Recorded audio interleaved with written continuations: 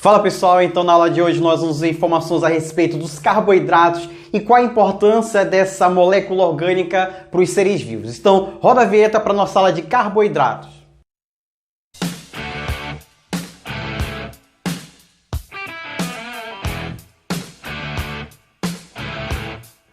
A aula de hoje envolvendo essa molécula, envolvendo os carboidratos, eu já coloquei algumas coisas, algumas informações para vocês aqui no nosso quadro. Talvez, dependendo do vestibular que você venha realizar, ele não coloque o termo carboidrato. Ele pode falar em açúcares, hidratos de carbono ou glicídios. Esses termos aqui eles têm caído em desuso. Açúcares. Por quê? Quando fala de açúcar, o sabor que vem na sua cabeça é o sabor doce. Mas nem todo carboidrato vai ter sabor adocicado. Tudo bem? E hidratos de carbono tem caído em desuso mais por causa da estrutura química quando é estudada e analisada no laboratório, tá? Mas normalmente nos vestibulares, quando não tem carboidrato, o termo que eles utilizam é glicídios, tá bom? Mas, professor, qual a importância dos carboidratos? Coloquei também aqui no nosso esquema. É a principal molécula energética, mas também tem função estrutural. Então, sair da frente, aí você dá uma copiada. Mas para você ter uma ideia, ó, função estrutural. Nós temos a chamada celulose. Lembra que a celulose ela está presente na parede celular das células vegetais. Então, olha só, estrutura da parede celular das células vegetais. Então, é um carboidrato, então tem função estrutural. Mas, principal molécula, principal função dos carboidratos é a função energética, tudo bem? Na realidade, 3 moléculas, elas podem fornecer energia para as nossas atividades. Carboidratos, lipídios e proteínas. Eu coloquei para vocês na sequência, ó. A primeira molécula é carboidrato. Depois de carboidrato, lipídios e por fim nós vamos encontrar as proteínas. Só vamos quebrar proteínas em casos extremos, quando quebrou já quase tudo de carboidrato, quebrou quase tudo de lipídio, de gordura no seu corpo. Aí nos casos mais extremos, vamos quebrar as proteínas, tá bom? E olha só outra coisa, que nós temos uma classificação.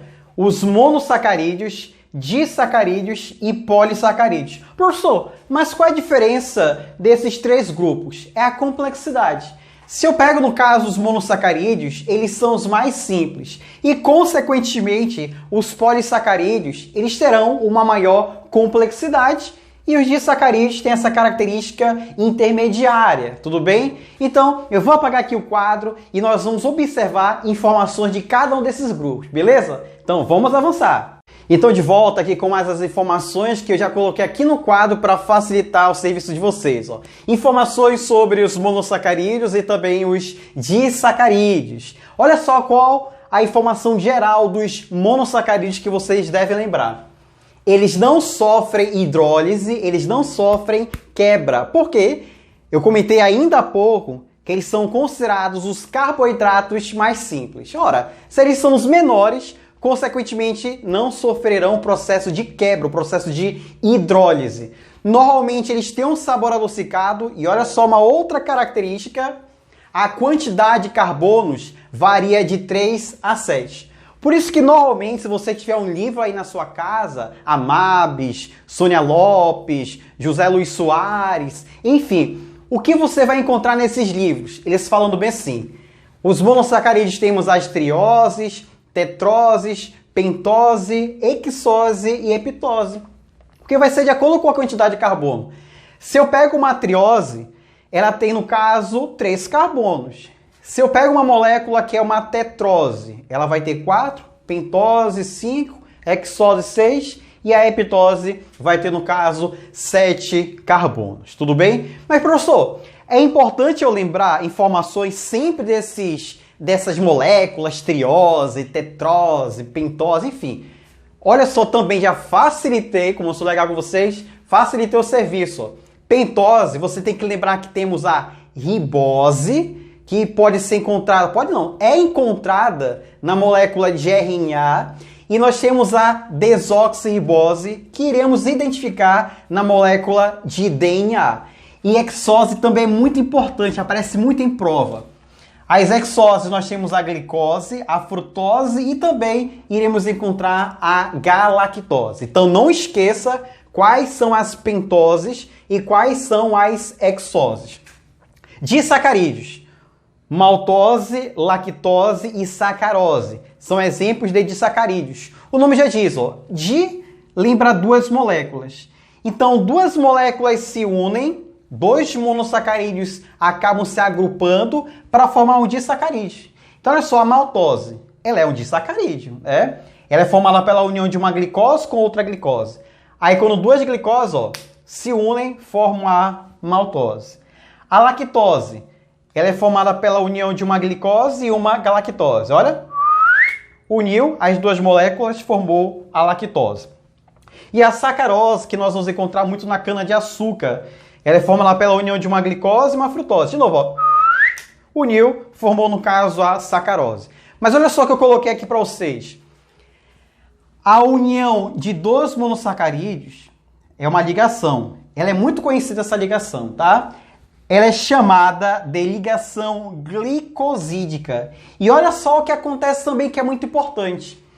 Sempre que dois monossacarídeos se unem, ocorre a liberação disso aqui, ó. Ocorre a liberação da água. Ora, se liberou água, então uma reação química que nós conhecemos como síntese por desidratação.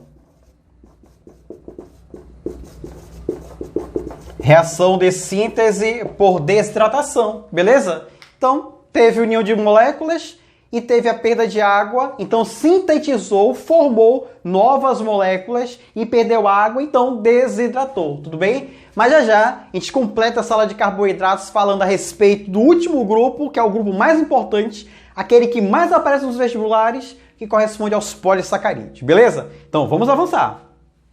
Então aqui no caso, nossa última página dessa nossa sala de carboidratos corresponde ao último grupo, o grupo, no caso, os polissacarídeos. Mas rapidamente, só relembrando uma informação. Eu acabei de comentar com vocês informações a respeito dos disacarídeos. Professor, disacarídeo pode sofrer quebra? Pode, porque ele tem um tamanho intermediário, tá bom? Então aquele que não sofre quebra é monossacarídeo, disacarídeo, porque eu não comentei, mas os disacarídeos podem sofrer quebra porque eles têm um tamanho intermediário. Então voltando para cá, ó. Os polissacarídeos, eles podem sofrer quebra porque eles são os maiores. Então, como eles são maiores, eles podem sofrer o processo de quebra, beleza? Eles não apresentam sabor doce e eles normalmente são insolúveis em água. Só que aí algumas observações que você tem que lembrar. Claro que você vai ter que analisar todas as questões que talvez você venha encontrar e você venha responder futuramente. Se ele fala bem assim, ó, celulose, como eu até coloquei aqui, ó. A celulose, ela pode sofrer quebra no corpo humano? Aí você pensa, eu ouvi numa aula de carboidrato que a celulose, ela é um polissacarídeo. E que polissacarídeo pode sofrer quebra. Mas aí é uma observação, tá? Por isso que você tem que analisar várias questões para você conseguir chegar na resposta. É o seguinte, no sistema digestório, a celulose, ela passa pelo nosso sistema digestório e ela não sofre quebra. Mas por que ela não sofre quebra? Porque nós não temos enzimas que consigam quebrar essa molécula, tudo bem? Mas de forma geral, a celulose sim, ela pode sofrer quebra. Mas se ele especificar que no corpo humano ela quebra, ela não quebra. E você vai responder por quê? Porque nós não temos as enzimas necessárias para quebrar, no caso, essa molécula, tudo bem? Mas voltando para cá, ó. Coloquei alguns exemplos. O amido, ele corresponde à reserva energética que os vegetais conseguem acumular. O glicogênio é a nossa reserva energética. Nós temos muito glicogênio. Se eu for analisar agora, nesse momento do seu corpo, você tem glicogênio acumulado no fígado e também tem glicogênio acumulado nos seus músculos, mas principalmente no fígado, tá bom? Aí você vai utilizar esse glicogênio em momentos de necessidade, se você passar muito tempo sem comer, sem se alimentar direito. Então aí você vai tirar aquela reserva do fígado e da região muscular. Celulose, presente na parede celular dos vegetais. Quitina, presente na parede celular dos fungos. E também importante naquela armadura, aquele exoesqueleto dos insetos. Lembra aí na sua casa. Se nesse exato momento aparecer aquela barata cascuda, você não vai matar, né? Mas você já viu que tem alguns casos que as pessoas, elas pisam na baratinha. Aí o que acontece? Ela faz um barulho como se estivesse quebrando. Porque ela quebrou essa armadura que esse animal apresenta, que é isso aqui, ó. É o exoesqueleto, tá bom? E ele é formado por quitina. Peptidoglicano entra na composição da parede celular de células bacterianas. Por isso, olha só, parede celular. Só quem tem parede celular é vegetal? Não. Olha só aqui no esquema do nosso quadro. Parede celular, parede celular, parede celular. Celulose, importante na parede celular, vegetal. Quitina, importante na parede celular, de fungo. Peptidoglicano ou peptidoglicano, é a mesma coisa, tá? Importante na parede celular de células bacterianas. E só para a gente finalizar, vocês sabem que os fungos, eles também conseguem armazenar energia. E olha só uma curiosidade. Eles têm essa capacidade de armazenar isso aqui, ó. Ele armazena o glicogênio, assim como a gente.